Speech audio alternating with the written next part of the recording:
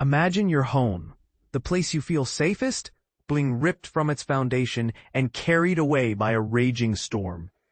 That's precisely what happened to one Alaskan man during the devastating aftermath of Typhoon Halong.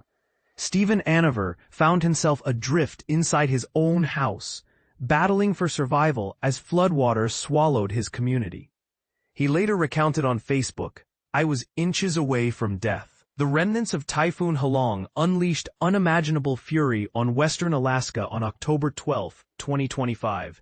The sheer power of the storm surge and winds didn't just damage homes, they uprooted them, turning entire residences into makeshift rafts. The catastrophe displaced over 2,000 people, triggering a massive airlift operation, one of the largest in Alaskan history. Tragically, at least one life was lost, and others remain missing. Anaver's ordeal began on the night of Saturday, October 11th, in his village of Kwigillingok. Alaska State Troopers reported rescuing at least 18 people from this single location, highlighting the dire situation.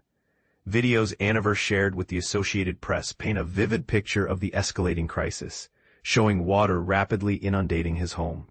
Around 3 a.m. on Sunday, the water inside Anaver's house rose to knee level in a mere 10 minutes.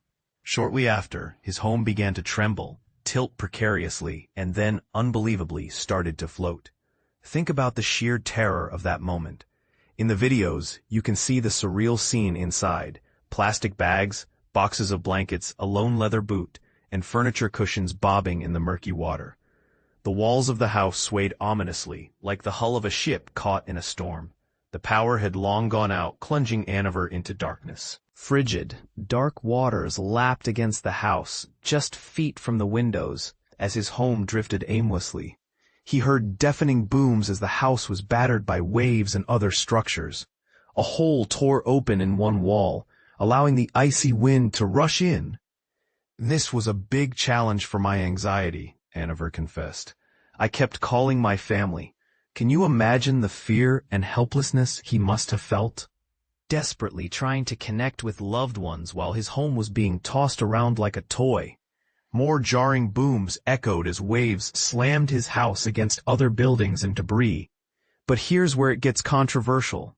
Some might argue that building codes in these vulnerable coastal communities should be stricter, or that relocation efforts should be prioritized to prevent future disasters.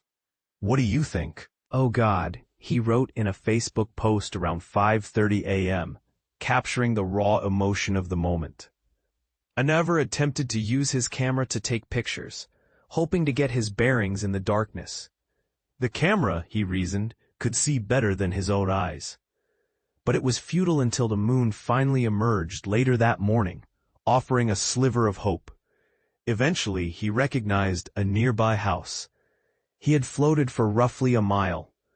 A small hill, with a board stubbornly sticking out of it, ultimately stopped Anaver's house just feet from the river's edge. Other houses, less fortunate, were dragged much farther away. And this is the part most people miss. The seemingly insignificant detail of that board sticking out of the hill might have been the difference between life and death for Anaver. After 7 a.m., when the water had receded enough, two neighbors, dawning waiters, bravely came to his rescue and helped him out of his floating home. Anaver's community was one of two Yupik villages that bore the brunt of the storm's fury. In Kipnuk, the other hard-hit village, state troopers rescued at least 16 more people from the catastrophic floods. State troopers estimated that at least 8 homes in Kipnuk and Kwigillingok were ripped from their foundations. The villages were struck by strong winds and heavy flooding, which caused significant damage in both areas. This event serves as a stark reminder of the increasing vulnerability of coastal communities to extreme weather events in a changing climate. This harrowing experience raises some important questions. With the increasing frequency and intensity of storms, what more can be done to protect vulnerable communities like Kwigillingok and Kipnuk? Should resources be focused on reinforcing existing infrastructure or on assisting residents with relocation to safer areas? What role should climate change play in shaping long-term solutions for these communities?